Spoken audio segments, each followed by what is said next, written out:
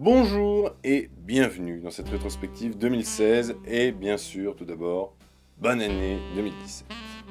Alors oui je sais je n'ai pas fait de vidéo depuis septembre, pourquoi? Eh bien pour différentes causes et en particulier eh bien le travail, et oui le travail. Mais bon, j'espère que pour 2017 j'arriverai à maintenir un rythme régulier, euh, même si cela peut arriver qu'il y ait 1, 2 semaines sans vidéo. Ce ne sera pas forcément à cause de mon travail, mais peut-être aussi parce qu'il n'y aura aucun film intéressant. Ce que je ne pense pas, hein, donc on verra bien. Cette vidéo sera une rétrospective complète, mais alors complète, de 2016, enfin des films que j'ai vus. J'en ai vu à peu près une centaine. Donc on va revenir mois après mois, semaine après semaine, sur les films de 2016. Donc ce qui va pouvoir me permettre de revenir sur les films du début de l'année dont je n'ai pas pu faire de critique, mais aussi les films du milieu d'année dont j'ai pu faire des critiques, dont désormais je possède un avis à froid, après plusieurs visionnages, mais aussi de pouvoir revenir sur les films de la fin d'année que je n'ai pas pu faire de critique pour manque de temps et à cause du travail. Et sur la fin, je vous dirai mes principales attentes pour 2017. Généralement, les principales attentes, mes attentes pour 2017, c'est à peu près les attentes pour tout le monde. Je veux dire, je vais vous dire tous les plus grands films, enfin, je vais vous dire les films pour lesquels je suis quasiment sûr de faire une critique. Et donc voilà, c'est l'année 2016 sur le plan du cinéma, donc on a connu un très très bon début. On a eu un milieu de l'année plutôt mou, voire très très mou, avec un été. Alors quand je parle d'été, alors je ne parle pas de l'été hollywoodien. Donc l'été hollywoodien, c'est généralement ça commence vers mars-avril et ça finit vers août. Moi je parle de l'été juillet-août. On a eu un mois de juillet-août vraiment pas terrible, vraiment très très bof. Je pense que ce sont les pires mois juillet-août du cinéma, en matière de blockbuster évidemment. Il y a quelques bons films qui en sortent, mais il n'y a pas eu de waouh, chef-d'œuvre. Franchement, le mois de juillet-août, il y a quasiment pas grand-chose à en retenir, à en ressortir. Je pense que ce sont les pires mois juillet-août qu'on a eu depuis ouais, 7-8 ans. 7 ans, on va dire 7 ans. Donc voilà. Et puis finalement, on a eu une fin d'année où on a eu un retour de qualité, je trouve. On a eu vraiment de très très bons films, de très bonnes surprises, des petites déceptions, mais surtout de très très bonnes surprises. Cela reste mon avis, bien entendu. D'ailleurs, je vous invite à poster vos avis. Peut-être, je ne sais pas. Alors moi, je ne construis pas de top.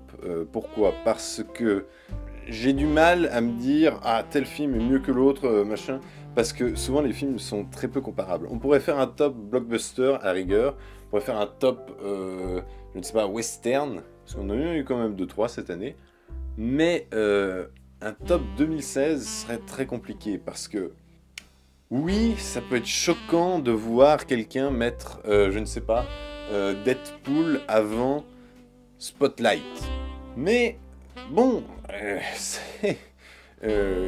certaines personnes étaient plus touchées par Deadpool que par Spotlight. Et si vous avez plus de souvenirs de Deadpool que de Spotlight, c'est peut-être parce que vous avez préféré Deadpool que Spotlight. Voilà, et c'est pour ça que je ne fais pas de top, parce que je sais que même si je pourrais le faire, mettre certains films avant d'autres risquerait d'engranger des réactions. Bon, alors très peu de réactions, parce que j'ai très peu d'abonnés dans la chaîne pendant l'instant. Mais j'aurais des réactions qui pourraient dire « Oui, mais comment tu as osé mettre un blockbuster avant un film indépendant, un chef-d'œuvre absolu disposant de multiples relectures, franchement, tu n'as pas honte, tu n'aimes pas le cinéma. » Non, j'aime mon cinéma, et vous, vous aimez votre cinéma. Parce qu'il n'y a pas qu'un cinéma, il y en a des milliards. Et oui, voilà. C'était une minute philosophie. Alors, on va peut-être rentrer dans le vif du sujet. Qu'en pensez-vous? Et donc, nous allons commencer par le mois de janvier. On commence le mois de janvier avec Les 8 salopards de Quentin Tarantino, son 8e film, donc on pourrait quasiment dire son 8e chef-d'œuvre, avec un casting all-star, Samuel L. Jackson, Bruce Dern, Kurt Russell, Walton Goggins, Tim Roth, bref, génialissime. Le film est excellent, le film est un très très bon huis clos, qui peut se faire ressentir sur sa longueur, parce que le film fait quasiment 3 heures. Mais en fait, cette longueur se fait surtout ressentir parce que l'atmosphère est extrêmement pesante dans ce film. On se demande qui c'est qui va tirer en premier, qui c'est qui va craquer en premier. Voilà, enfin, une atmosphère électrique pendant tout le film. Mais cela reste tout de même un excellent cru de la part de Tarantino. Et en plus de ça, Tarantino a enfin pu s'offrir au cinéma une castration par fusil à pompe. Et donc, c'est fantastique. C'est magnifique. Donc, verdict, c'est du tout bon. Carole, petit film, mais grand chef-d'œuvre, avec Cate Blanchett et Rooney Mara, qui a eu moult nominations aux Oscars et aux Golden Globes, mais qui n'en est rien ressorti. Il me semble que le film n'a pas eu de récompense dans ces deux cérémonies-là. Mais le film l'aurait amplement mérité, puisque c'est un film touchant, gracieux, magnifique, vraiment sublime. Voilà, je ne pourrais que encenser ce film, qui est pour moi, verdict, un petit bijou. Et là, attention, Creed, l'héritage de Rocky Balboa, que tous les fans de Rocky attendaient comme étant le chant du cygne, enfin, du personnage de Rocky Balboa, et en même temps, peut-être la consécration de Sylvester Stallone en tant qu'acteur. Mais bordel, mais il était...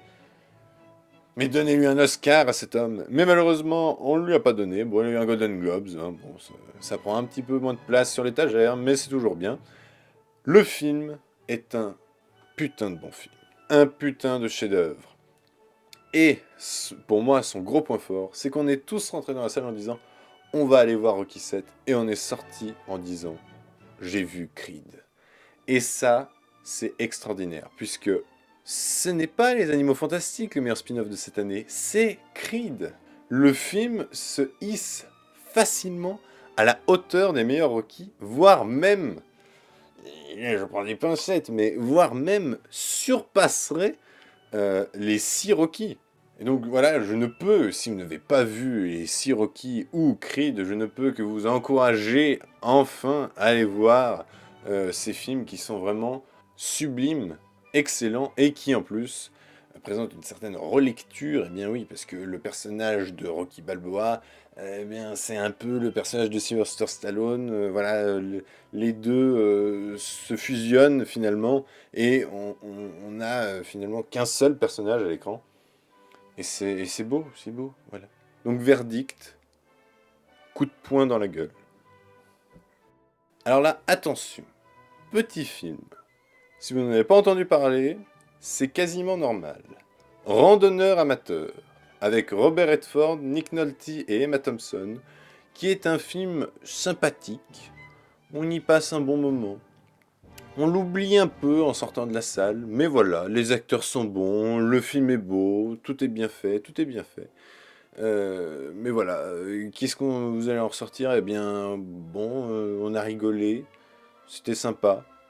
Donc voilà, verdict, film du dimanche après-midi. Et pour moi, le meilleur film d'animation japonais de l'année 2016 est le seul que j'ai vu, Le Garçon et la Bête, qui bien bénéficie d'une histoire assez banale au début, mais qui bien surprend par son message fort et ses personnages vraiment très attachants. Le seul bémol que j'aurais au film, c'est que il a tendance à virer sur le what the fuck complet, surtout vers la fin. Voilà, la fin est très Kamehameha DBZ. C'est étrange, et surtout, on dirait que le film bien s'en fout. Voilà, c'est la cohérence, ça n'existe plus. Voilà, tiens, je te mets de l'action, je te mets des trucs, tu te démerdes.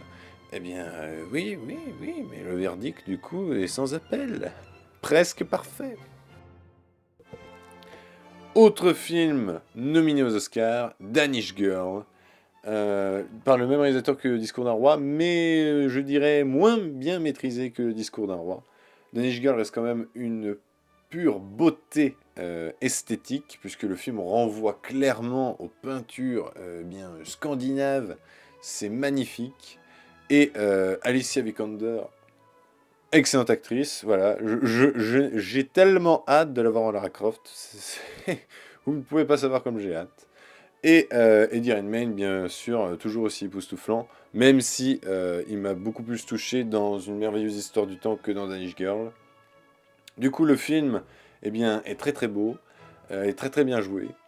Mais il s'en sort que le film donne un goût de film à Oscar et du coup reste un peu vide et creux. Mais c'est bien. Mais voilà, verdict, claque esthétique, mais pas autre chose quoi.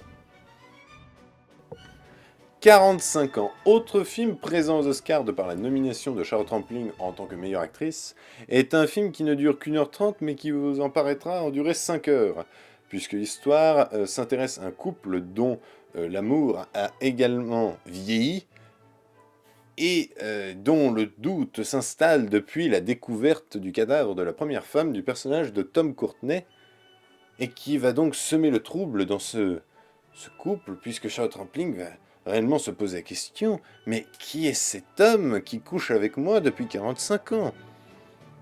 Alors il y a un petit twist sympa, mais qui était légèrement prévisible vers la fin, mais surtout ce film, eh bien, nous fait dire que c'est un film de vieux. C'est vieux, vraiment c'est vieux. Du coup, verdict, eh ben, après les noces rebelles, on a droit aux noces gériatriques. Voilà. Bientôt la piqûre. Hein. Jane Gologan est un western qui a connu un enfer durant toute sa production. On a bien cru que ce film n'allait jamais sortir, et finalement, oui, il est sorti. Et Nathalie Portman incarne une Jane. Donc non, ce n'est pas Calamity Jane, et non, je ne ferai pas le jeu de mots de Calamity Jane, puisque Jane Gologan est un film que j'ai énormément apprécié. Enfin, énormément. C'est un western, bon, c'est un bon western, voilà. Je n'en ai pas retenu énormément. Les personnages sont suffisamment intéressants, même si, le, voilà, sur le niveau relation amour, voilà, on pourra toujours un peu critiquer, hein, finalement, on peut se poser la question si Jane aimait vraiment bien son mari. Hein, voilà, on peut se poser la question. Voilà. Mais vraiment, cela reste un western très bien. Il est court, donc on n'a pas le temps de s'ennuyer. Ça, c'est bien. Il y a du rythme, un petit peu d'action. On s'ennuie pas. Les personnages sont bons, les acteurs sont bons. Mais écoutez, verdict. Western très sympa. Spotlight. L'Oscar du meilleur film de l'année 2016, enfin l'Oscar 2016 du meilleur film, même si ce n'est pas vraiment celui de l'année 2016, hein, puisqu'il est sorti au mois de janvier. Enfin bref, c'est c'est un chef-d'œuvre, c'est excellent, servi par des acteurs over the top. Qu'est-ce que vous voulez que je vous dise de plus? Le film est une putain de claque dans la gueule, jusqu'à même son générique de fin, quoi. Donc vraiment, je ne peux que vous conseiller de voir Spotlight ou de le revoir. Et si vous ne l'avez pas apprécié, eh bien, c'est dommage. C'est dommage. Parce que pour moi, Spotlight est l'un des meilleurs films de l'année 2016, même en comptant bien les 11 autres mois. C'est l'un des meilleurs films de l'année 2016. Et du coup, le verdict est sans appel. Oscar mérité. Alors là, la cinquième vague. Avec Chloé Grace Moretz. Un nouveau film Teenagers, adapté d'une franchise de bouquins Teenagers. Du coup, cette fois-ci, c'est pas des vampires, c'est pas des loups-garous, c'est des aliens, et c'est pas terrible. Vraiment pas terrible. Alors, les 10 premières minutes du film sont vraiment efficaces, et c'est peut-être le gros point positif du film, c'est qu'on y entre très facilement. Mais on y sort aussi très facilement, puisque la suite du film n'est qu'une suite de clichés, mais... Vous avez le beau gosse qui coupe du bois à l'orée du matin, ou qui va se baigner dans le lac. Et puis, voilà, il y a un retournement de situation, attention, il n'est pas totalement gentil, mais dès qu'il a vu l'héroïne, eh ben, il est devenu gentil, parce qu'il est tombé amoureux d'elle, voilà. Puis on a le droit à un vieux twist à la fin qu'on s'en doutait pas du tout, mais alors vraiment pas du tout, alors là, vraiment... Pouh. Et puis, bien sûr, une fin qui appelle à une franchise cinéma, une trilogie à la Seigneur des Anneaux. Pitié, pitié, pitié, mais arrêtez-vous là. Surtout ne faites pas de suite à ce film, puisque Verdict, la 5e vague, ça sent la mer.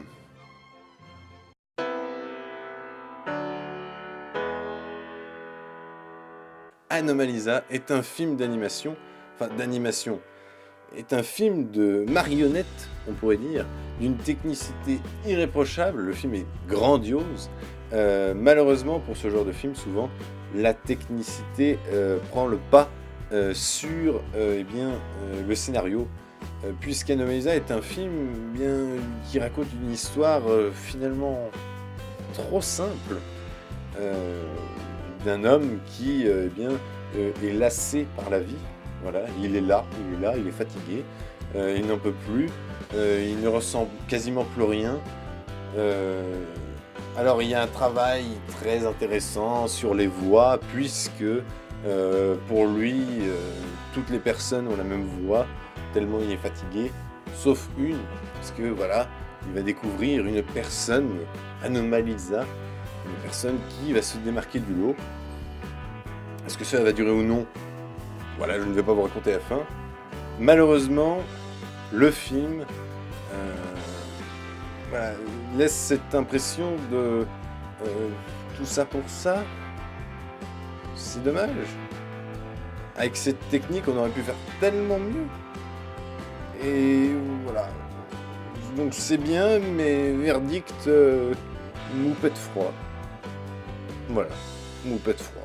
Steve Jobs est un excellent biopic sur la vie de Steve Jobs pendant 3 conférences. Alors voilà, c'est ce qui a un peu rebuté certaines personnes, c'est que la construction du film est finalement répétitive, puisqu'on va suivre Steve Jobs avant, pendant, rarement après, mais avant, pendant 3 conférences. Je crois même pas pendant, c'est que avant 3 conférences. Et du coup, le film n'est qu'enchaînement de dialogues, finalement. Mais quel dialogue, j'ai envie de dire. Les dialogues sont écrits par Aaron Sorkin, et Aaron Sorkin est l'une des meilleures plumes de l'Hollywood d'aujourd'hui. Et en plus de ça, on a droit à des acteurs over the top, comme je dis, avec Michael Fassbender, Kent Winslet, Seth Rogen, Jeff Daniels. Vraiment extraordinaire. Et même si ce n'est que du dialogue, Danny Boyle est là, les gars. Il réalise le film, il réalise ses séances de dialogue, comme vous direz, d'une main de maître. Et donc, même si le film pourrait être considéré comme étant trop bavard, Verdict, je ne peux dire que ce n'est que du très bon blabla. Premier film français de cette rétrospective, Les Tuches 2. Le rêve américain. Alors, Les Tuches 1, c'était plutôt une bonne petite surprise. Hein, voilà, c'était une comédie française qui passait bien, on s'amusait, voilà, on passait un bon moment. Les Tuches 2, c'est un peu pareil, mais avec un petit peu moins de saveur, puisque l'effet de surprise est passé. Et du coup, voilà. Les Tuches 2, c'est sympa, on y passe un bon moment, on y oublie vite après. Et ce n'est finalement qu'une comédie française parmi tant d'autres. Et c'est triste, Donc Verdict, comédie française numéro 213 468. Par contre, une comédie qui aura surpris tout le monde, et même les haters des films de super-héros, c'est Deadpool, avec Ryan Reynolds et réalisé par Tim Miller.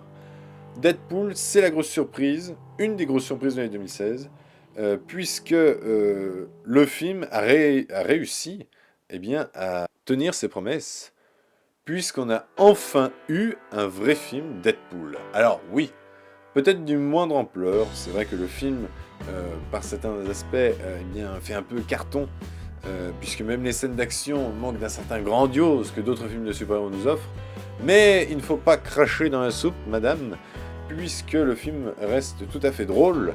Alors oui, sur les 1200 vannes du film, il faut bien l'avouer qu'il n'y en a peut-être que 1000 qui vont vous faire rire, et les 200 autres vont vous faire un petit peu lasser, puisqu'il y a peut-être un effet un peu trop in your face.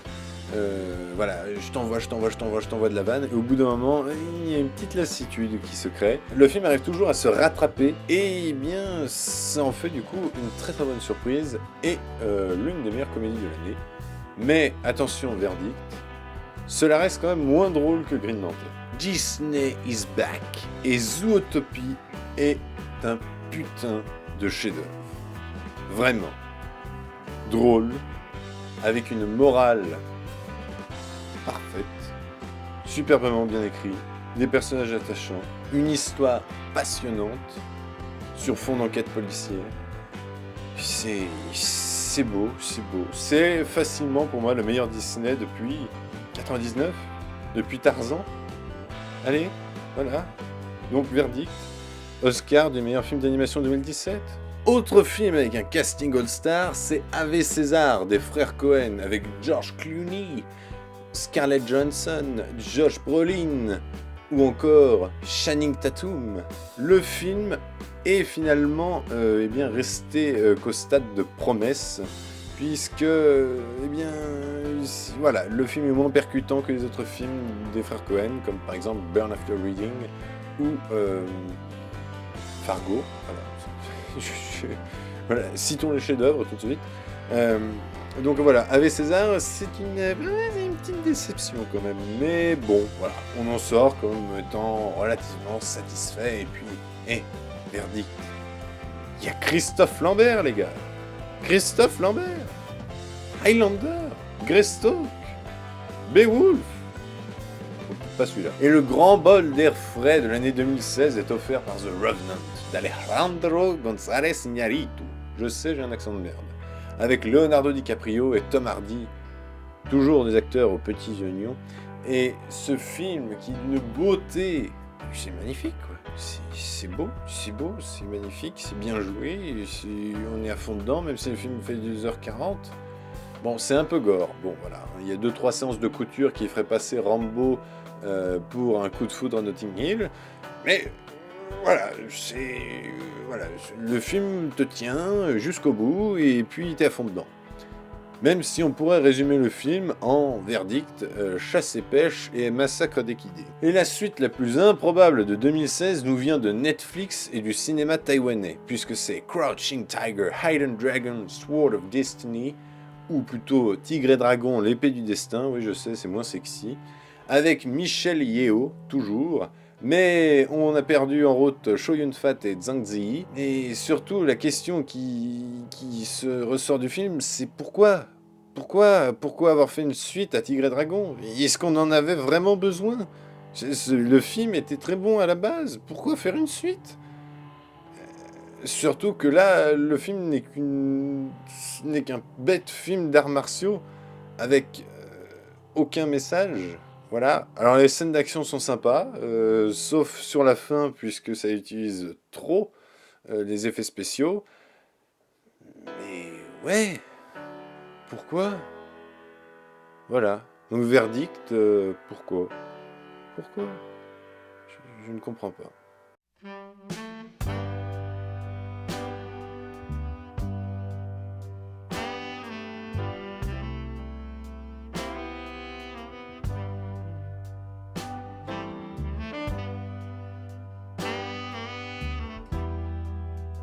Et donc le mois de mars a commencé avec la suite la plus inattendue de l'année, puisque c'était la suite de La Chute de la Maison Blanche, film dont personne, quasiment personne, on n'en avait rien à foutre, et la voici, La Chute de Londres.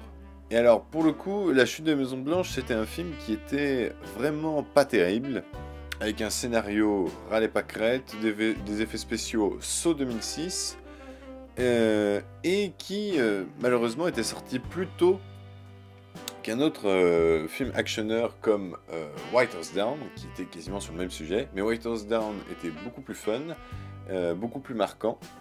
Mais malheureusement, vu qu'il est sorti après, eh ben, il a moins bien marché que La Chute de la Maison Blanche. Bref, donc c'est pour ça que La Chute de Londres, c'est la suite de La Chute de la Maison Blanche, le film réalisé par Antoine Fuqua. Ça n'a rien à voir avec les pastilles Fuqua, je tiens à vous le rappeler. Référence de vieux, tiens, en passant. Et La Chute de Londres, grosse surprise, est un très très bon film d'action, beaucoup plus efficace que le premier, avec enfin un second degré dans les scènes d'action et qui fait du bien. Des effets spéciaux qui ne sont pas tip-top, mais on arrive à passer au-dessus. Le scénario vole pas très haut, mais au moins on rentre dans le film assez facilement. Et en plus de ça, il y a un plan séquence dans ce film où on voit une armée remonter une rue de Londres. Alors c'est un plan séquence artificiel, dans le sens qu'il y a dû avoir des coupes et tout ça, ils l'ont pas fait en une seule prise. Mais alors, cela fonctionne tellement bien que rien que pour cette scène, ce film mérite eh bien, le visionnage. Et donc je vous invite de voir ce film. Après, pas besoin de voir le premier. Et je vous dirais même, ne regardez pas le premier, ce n'est pas terrible. Et donc, le verdict de La Chute de Londres, eh bien, c'est un plan séquence tout à fait burné. Autre suite, mais seulement attendue par les Américains, puisque le public français en avait strictement rien à foutre, c'est Zoolander 2. Parce que voilà, j'ai vu le premier juste avant d'aller voir le 2, pour me faire une idée de tout ça, et pour comprendre pourquoi il y avait cet engouement, et voilà. Et il faut quand même se rappeler que Zoolander 1, c'est quand même pas une comédie inoubliable. À part le caméo de David Bowie, c'est juste regardable, quoi. Et finalement, du coup, mes attentes pour le 2 étaient redescendues en dessous de zéro. Surtout qu'il y a eu de nombreuses critiques pour dire que le film était une merde. Et finalement, Zoolander 2... et selon moi, mieux que le premier. Ça reste quand même de l'humour à la Ben Stiller, donc forcément, c'est lourd, voire très très lourd. Mais voilà, j'ai passé un bon moment, j'ai assez bien rigolé. Peut-être le problème, c'est que j'ai peut-être plus rigolé de la connerie du film que le film qu'en fait il était drôle. Ma phrase n'est pas française, mais c'est pas grave. Vous avez compris ce que je voulais dire. Mais en clair, Zoolander 2 est une comédie qui se laisse regarder, et qui certainement ne valait pas 10 € au cinéma. Mais bon, voilà. Ce n'est pas le film honteux que l'on me vendait. C'est un film qui se laisse regarder et que j'ai même mieux apprécié que le premier film. Donc voilà. Le verdict serait même pour moi la meilleure vanne du film, c'est-à-dire Soirée des Jacks. Pour une soirée des Jacks, ce film est très bien. Moonwalkers est la pépite du mois de mars de l'année dernière, avec un Rupert Grint, donc un Ron Weasley, qui revient au devant de la scène, son premier grand rôle après les Harry Potter, et un Ron Perlman, dont on avait un peu perdu de vue, j'ai l'impression. Depuis Hellboy 2, Ron Perlman, on le voit pas, on le voit pas, et c'est pas trop ce qu'il fait, mais apparemment il s'ennuie pas, c'est le principal. Hein. Mais c'est un acteur que, personnellement, j'aimerais revoir plus souvent. Et donc Moonwalker, c'est un film qui est complètement fou, mais en soi complètement jouissif. Le film gore, le film est drôle, le film n'a aucun sens et en est conscient, et les acteurs sont... les personnages sont dans un univers où tout est sous LSD, assez particulier, mais c'est bien, c'est même très très bien. Je sais que beaucoup de gens avaient eu des réticences sur ce film, puisqu'ils le trouvaient peut-être un peu trop too much. Moi, c'était une bonne surprise. Je suis bien rentré dans le délire. J'ai aimé le film de bout en bout. La fin est peut-être... voilà. C'est peut-être le problème dans ce genre de film, c'est que, bon, le délire, au bout d'un moment, voilà, ça lasse un peu. C'est pour ça que le film est un peu court, hein. Il me semble qu'il ne dépasse pas les 1h30. Peut-être un petit peu plus, 1h35. C'est plus de 1h50, mais bon, ça fait tellement longtemps que j'ai pas vu que j'ai l'impression qu'il ne durait qu'1h30. Bref, ce qui est bon signe, ça veut dire que le film est passé plus vite. Mais c'est vrai que, bon, sur la fin, le film s'étiole un peu, hein, mais cela reste quand même très très bon de bout en bout. On se marre, on s'éclate. Et Rupert Grint, oui, très bon acteur. Et finalement, je me rends compte cette année, de par les films que j'ai vus, que la directrice de casting du premier Harry Potter avait eu sacrément l'œil, puisque Rupert Grint, Daniel Radcliffe et Emma Watson, en dehors des Harry Potter, demeurent des grands acteurs. Et ça, c'est cool. Mais attention, verdict, Michael Jackson ne joue pas dans Moonwalkers. Autre film présent dans les nominations aux Oscars, c'est Brooklyn, avec une actrice dont je ne me risquerai pas à prononcer le prénom, puisque je ne sais pas du tout comment on dit ça. Saoirse Ronan, bref, c'était une tentative. Et Brooklyn était pour moi, le film qui n'avait rien à faire aux Oscars. C'était chiant.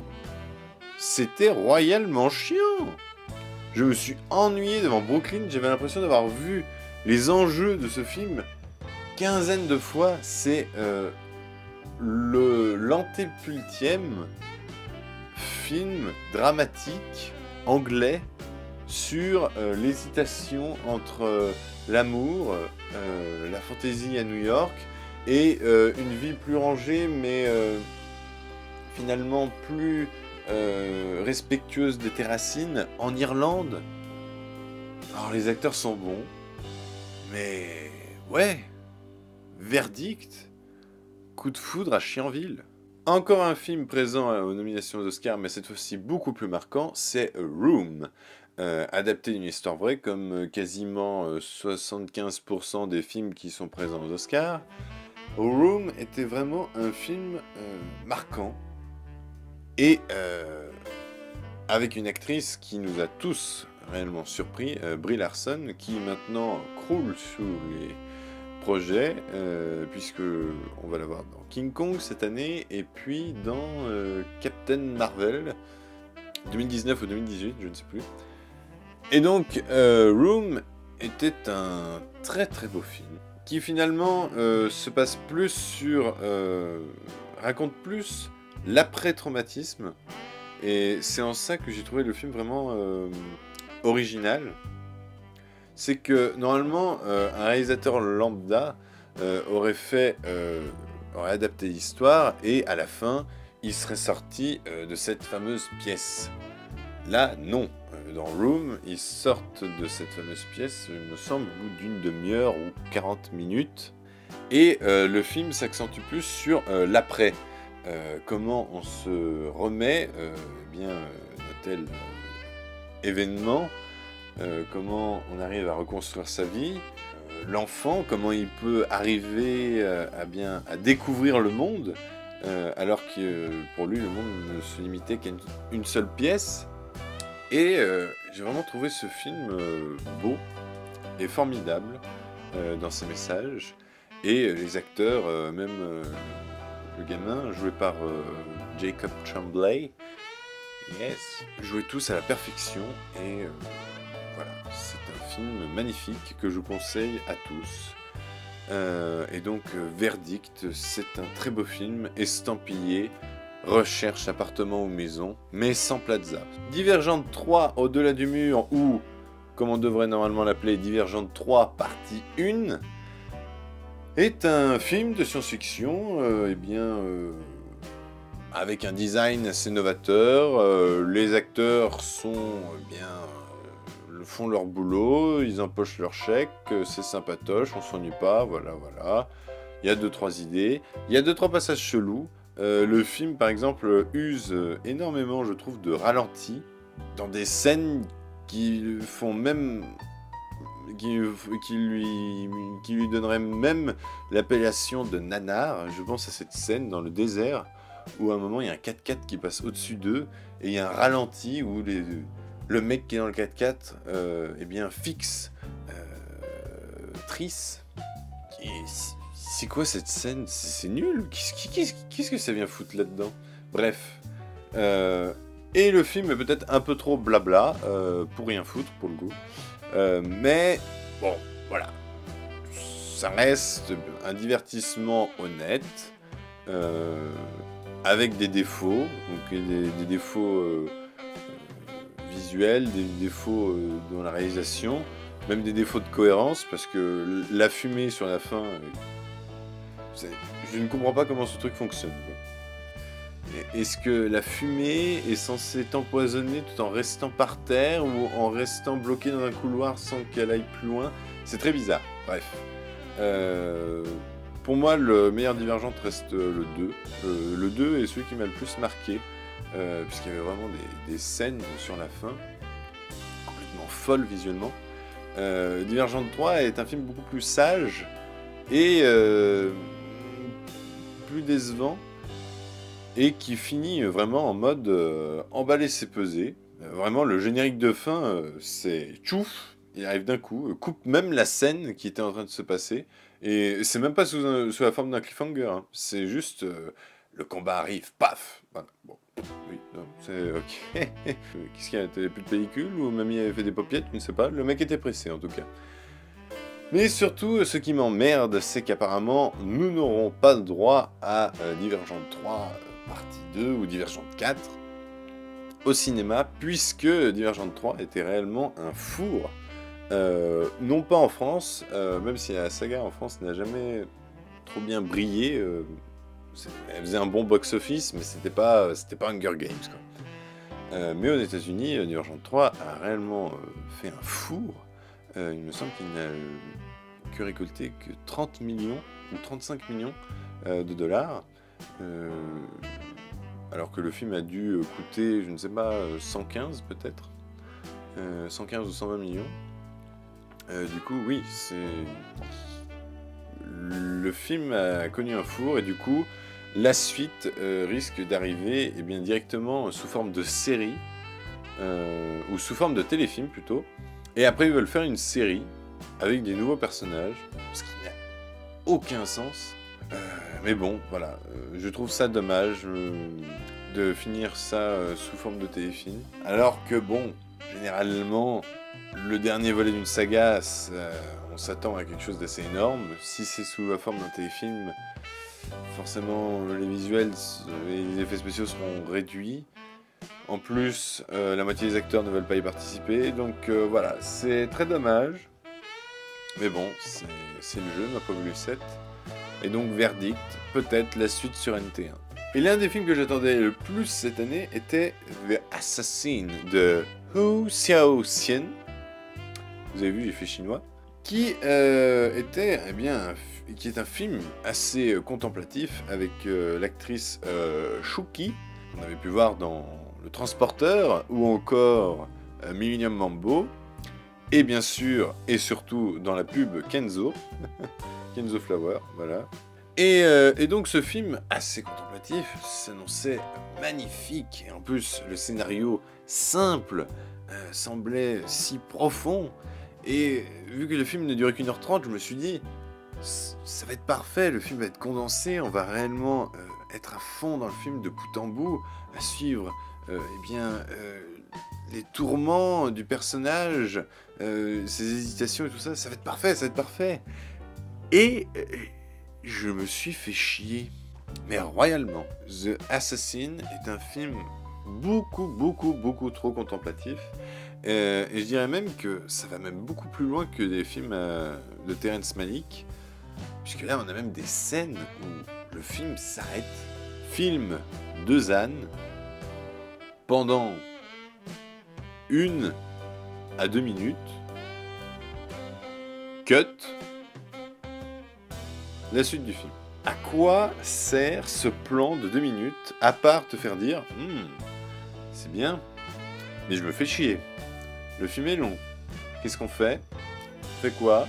Et du coup, je trouve que ça handicape le film, ça handicape même son propos et je dirais même le scénario du film, puisque l'histoire intéressante est noyée bien dans cette contemplation. Certes, c'est magnifique, mais trop, c'est trop. Et du coup, quand le film est noyé dans cette contemplation, eh bien, on ne s'ennuie pas que aux scènes de contemplation, on s'ennuie pendant tout le reste du film. Et c'est vraiment dommage. Voilà, le film reste magnifique esthétiquement, bien sûr, magnifiquement bien interprété, bien sûr. Mais ce que je trouve dommage, c'est que quand tu sors de la salle, tu te dis que le film dure 1h30, mais ils auraient pu faire des coupes et le film n'aurait duré que 1 heure.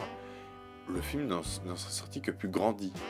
Le message aurait été plus fort, plus percutant, puisque plus compréhensible, et pas noyé dans cette beauté esthétique. Oui, c'est beau, et voilà. Faut aussi raconter une histoire à côté. Enfin, bon, je ne sais pas. C'est un film qui m'a déçu, mais si cela vous tente, si vous êtes très... je ne sais pas. Le film m'a beaucoup fait penser à Valhalla Rising, en termes de contemplation, de Nicolas Winding Refn. Je n'avais pas aimé Valhalla Rising. The Assassin, j'ai un peu plus apprécié parce que l'histoire m'intéressait plus. Mais j'ai vraiment trouvé dommage bien que le film s'arrête pendant 2 minutes, toutes les 10 minutes quasiment. Voilà. Et on ne rentre plus dans le film. Le film nous perd. Et même si je pense que c'est voulu, c'est quand même un effet négatif de ne plus rentrer dans un film où on ne fait que se dire bon, c'est quand la fin. Donc voilà, verdict, The Assassin, ferait mieux de s'appeler The Assassinist. Seul contre tous, film qui a été totalement boudé des Oscars et à tort, selon moi, est un film très bon. Voilà, c'est un film qui est comme ça. On a vu la bande-annonce, on s'attend à avoir tel film, et finalement, on a ce film-là. Ça dépasse pas, c'est parfait, quasiment parfait. Dans l'offre qu'il proposait, eh bien, il l'accomplit entièrement. Et du coup, on en sort très satisfait. Très bons acteurs, une très bonne histoire, le film se suit bien. Voilà. Je n'ai pas grand chose à dire sur ce film, à part que verdict, tu vois quand tu veux, Will. Tu peux refaire toujours des bons films. C'est possible. Faut juste choisir des bons scénarios. Voilà. L'une ou voire la plus grosse surprise cinématographique de l'année, c'est 10 Cloverfield Lane, avec John Goodman et Mary-Elizabeth Winstead. Le film est génialissime, de tension, de stress. Vraiment, je n'ai pas autant stressé au cinéma depuis longtemps. Mais il y a un autre film qui m'a aussi bien fait stresser cette année, je vais en parler un peu plus loin. Mais voilà, 10 Cloverfield Lane, c'était efficace, de très très bons acteurs. Bon, il y en a que trois principaux. Et un John Goodman sur orbite, dans l'un de ses meilleurs rôles, facile. Et puis ce questionnement très intéressant sur qu'est-ce qu'un monstre, qui est vraiment très bien trouvé. Certaines personnes ont trouvé que la fin était un peu what the fuck. Justement, moi j'ai trouvé que la fin était tout à fait légitime, puisque sans révéler la fin, on doute tout le long du film, et à la fin on ne sait vraiment que si ce que l'on doutait est vrai ou non. Et finalement, vers le milieu du film, on se dit qu'on se met une certaine idée en tête, et le film arrive même à nous surprendre dans les derniers instants. Et c'est pour ça que je trouve que le film est exceptionnel. Et donc, je vous invite à voir 10 Cloverfield Lane si ce n'est pas déjà fait. Par contre, Verdict, c'est du serrage de fesses pendant 1h40. Vraiment, vous allez stresser, mais à mort. Triple Nine, avec encore un casting all-star, est un excellent thriller, terriblement efficace. On suit le film de bout en bout d'une facilité hors pair. Kate Winslet est parfaite en salope. Voilà, Chiwetel Ejiofor, toujours excellent. Le film, je n'ai quasiment rien à dire. À part que, bon, sur le moment, il fait bien son œuvre, quoi. Il fonctionne bien. Mais c'est un film que, au fil des mois, on oublie un peu. Voilà, j'avais même oublié qu'il était sorti cette année, c'est vous dire. Mais voilà, je sais que c'était un film que j'avais vraiment trouvé. Eh bien, un peu comme Seul contre tous, c'est un film qui vous promettait eh bien, un bœuf bourguignon, et vous avez eu un bœuf bourguignon. Voilà. Rien de plus, rien de moins, mais c'est déjà bien de pouvoir sortir de temps en temps du cinéma juste satisfait. Voilà. C'est pas exceptionnel, mais Verdict, c'est bien foutu quand même. Jodorowsky's Dune est un excellent documentaire, et moi qui ne suis pas vraiment très friand de documentaires, je dois avouer que j'ai beaucoup apprécié celui-ci, puisqu'il se porte sur l'envers du décor, comment se fait un film, comment se prépare un film plus particulièrement, toute la période de pré-production où il y a réellement ce brainstorming, ce chamboulement d'idées qui est réellement fascinant dans ce documentaire, surtout parce que eh bien, le film ne s'est jamais fait. Dune ne s'est jamais fait, enfin du moins pas le Dune de Jodorowsky. Et j'ai trouvé que le film était très prenant, puisque construit de manière chronologique. On va raconter tout d'abord qu'est-ce que faisait Jodorowsky avant d'avoir eu l'idée de faire Dune. Donc El Topo, La Montagne Sacrée, sa rencontre avec Michel Seydoux, puis sa décision de réaliser Dune, qui aurait été un film prophète, son plus grand film, son plus grand chef-d'œuvre.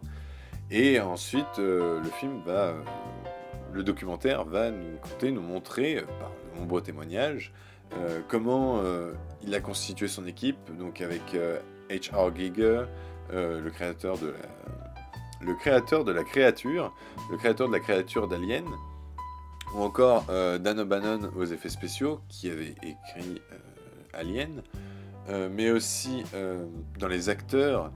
Le film aurait comporté Salvador Dali, Amanda Lear, Mick Jagger, le fils de Jodorowsky, et David Carradine. Le film aurait été extraordinaire. Et Orson Welles en méchant. Voilà, le film aurait été un ovni. Et finalement, le film nous montre... On pourrait en être... c'est ça que le film est magnifique, c'est qu'on pourrait être frustré à la fin que le film ne s'est pas fait. Bon, moi je vous cache pas que j'étais quand même frustré. Et surtout, ce que je trouve bizarre, c'est que à la fin... voilà, il n'y a pas cet espoir, on pourrait se dire, mais voilà, le film peut-être pourrait se faire et tout ça. Il y a vraiment un mince espoir que le film Dune se fasse avec ces idées-là. De toute façon, ce Dune-là de Jodorowsky ne pourra pas être fait, puisque bon, Dali est mort, H.R. Giger est mort, Dan O'Bannon est mort.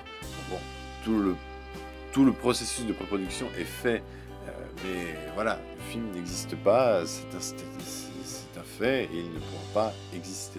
Mais voilà, il en sort quand même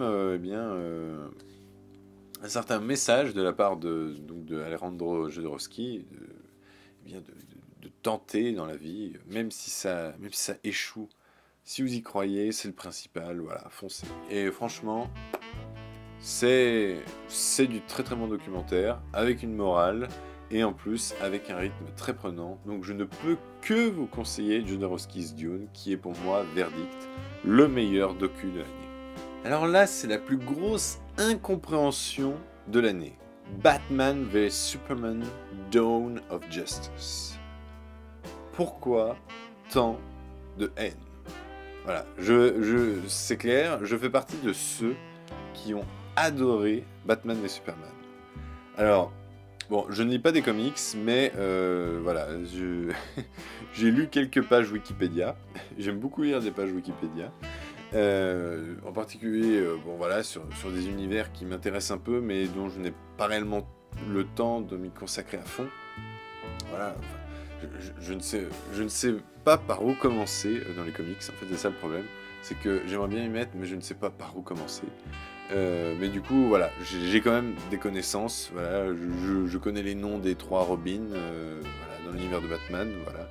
Je sais celui qui est normalement tué par le Joker. Voilà, j'ai des connaissances. Et du coup, peut-être que, comme ceux qui sont fans de comics, peut-être que moi aussi, eh bien, la première heure où il n'y a aucune scène d'action du film, eh bien, est très bien passée pour moi et je ne me suis pas ennuyé une seconde puisque voilà, il y a des easter eggs, mais en plus tout le cheminement, cet affrontement moral avant d'être physique entre Batman et Superman, j'ai vraiment, j'étais à fond dedans, et le traitement de Superman, de ce Superman, m'intéresse beaucoup plus. J'avais adoré Man of Steel, alors que j'y allais, voilà, je m'attendais à pas grand chose parce que je n'avais jamais été fan du personnage de Superman, que voilà, j'avais la vision Boy Scout, voilà, le mec qui va chercher le chat coincé dans un arbre, bref, le truc pas très passionnant quoi. Finalement, les Superman de Christopher Reeve, puisque ils ont rendu ce personnage kitsch. Et Man of Steel avait chamboulé en moi cet avis que j'avais sur Superman. Et du coup, voilà, j'aime beaucoup le personnage de Superman qui est très dans le film. Et j'avais un peu peur, même si je n'avais pas pesté quand ils avaient annoncé Ben Affleck en tant que Batman, puisque j'avais trouvé Ben Affleck eh bien, extraordinaire dans le film Argo. Et je trouve que Ben Affleck fait un excellent Batman, un excellent Bruce Wayne. Et voilà, le film m'a comblé, a comblé toutes mes attentes. Et la version longue est bien meilleure, voilà, si je vais conseiller. La version longue est bien meilleure que la version cinéma. Pourquoi ? Parce que la version longue est plus cohérente. Et même si ça ne rajoute pas grand-chose, cela permet à ce que le film soit mieux construit et en quelque sorte plus uni, moins haché, voilà, et plus entier. Voilà, le film est plus entier et du coup, si vous deviez avoir le choix aujourd'hui entre regarder la version cinéma et la version longue, regardez directement la version longue. Puisqu'elle n'est pas réservée, comme j'ai pu entendre dire, elle n'est pas réservée qu'aux fans. Attention, non. Si vous voulez une expérience beaucoup plus complète, voilà, que le film ne vous réserve aucune part d'ombre et qu'on ne vous fasse pas deviner des choses, et que voilà, le film, on rentre un peu plus dans les détails, eh bien, je vous invite plutôt à regarder la version longue, qui est excellente, et du coup, j'ai hâte de voir Wonder Woman d'abord, dans la bande-annonce époustouflée. Et Justice League, voilà, je l'attends un peu, mais j'avoue que la bande-annonce de Comic-Con m'a, un peu refroidi. J'ai pas même passé une bande-annonce. C'est un montage de 3 extraits, eh bien hachés pour que voilà, ça fasse un semblant de rythme. Mais voilà, c'est pas terrible cette bande-annonce. Mais du coup, voilà, Batman et Superman. Je vous en conjure, si vous avez détesté ce film, redonnez-lui une chance. Et s'il vous plaît, ne me dites pas que vous n'avez pas aimé ce film parce que l'affrontement ne dure que 5 minutes. Bien évidemment que l'affrontement physique entre Batman et Superman n'allait pas durer 2h30. Ça aurait été chiant. Donc voilà. Mais je serais ravi d'entendre vos avis sur ce film.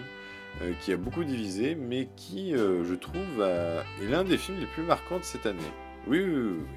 Et donc, verdict, je trouve que le public est jamais content en matière de comics. Aux yeux de tous, remake du film argentin Dans ses yeux est un très bon polar, étonnamment, servi par de très très bons acteurs. Le seul truc qui pêche, je dirais, c'est que le film montage assez brouillon. voilà, en fait, on suit deux époques. On va suivre des événements en 2002 et on va suivre des événements en 2015 ou 2016, je ne sais plus. 2015. Et donc voilà, c'est ce que l'on pourrait penser, c'est que le film commence en 2002 et puis vers le milieu du film, on finit en 2015. Comme finalement le montage un peu de True Detective. Le montage de la première saison de True Detective était mieux pensé. C'était une série, mais pour moi c'est un grand film. C'est un film d'une longueur de 8 heures, quoi. Et le montage était mieux fait, puisque, bon, on avait un interrogatoire et tout ça, on parlait de telle époque, et après, on finissait, on restait tout le temps dans la même époque. Le problème, c'est qu'aux yeux de tous, on n'a pas choisi ce format-là. On va avoir une scène en 2002, avoir une scène en 2015, une scène en 2002, une scène en 2015, une scène en 2002, et puis vers le milieu du film, paf, on va rester en 2015.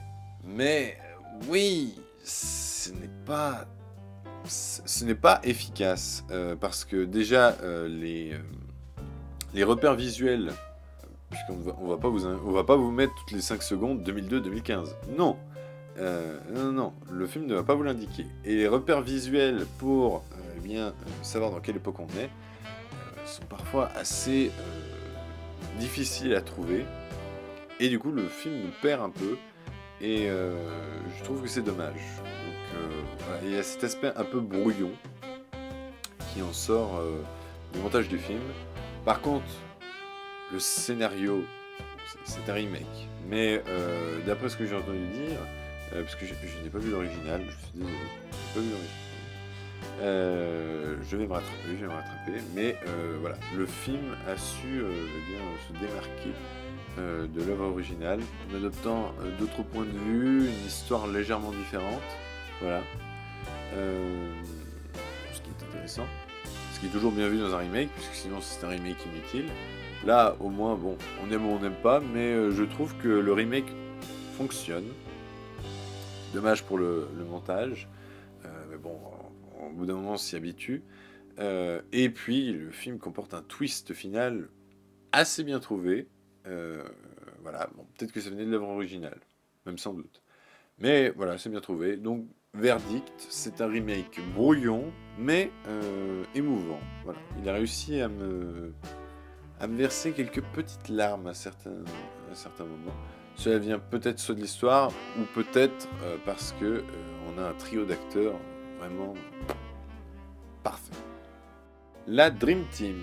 Ah, que c'est sympa de voir une bonne comédie française de temps en temps. Et la Dream Team est une très bonne comédie. Voilà, je n'ai pas grand-chose à dire. Le film a bénéficié, il me semble, d'un budget bien assez conséquent pour une comédie. Donc voilà, il y a un budget confortable. Il y a son lot de stars. Avec Gérard Depardieu, qui, pour une fois, ne semble pas n'être ici que pour bien chercher le chèque. Non, il est bel et bien là. Chantal Lobby, toujours extraordinaire. Patrick Timsit dans un petit rôle. Et puis, le personnage principal, Mehdi Sadoun, qui confirme, après Qu'est-ce qu'on a fait au bon Dieu, son potentiel comique. Et vraiment très très bon acteur à suivre. Et du coup, la Dream Team, voilà, c'est une très bonne comédie française. Ça change un peu d'habitude. Voilà, on passe un très très très bon moment. Bon, bien sûr, il y a des clichés évidents, oui. Là, c'est une comédie française. Bien sûr, la fin ne sera pas une tragédie. Mais voilà, c'est un bon bol d'air frais. Et donc je suivrai désormais avec beaucoup d'intérêt les prochains films de Thomas Sorio. Et donc verdict, c'est très sympa. Autre comédie française et autre bonne comédie française, c'est Five.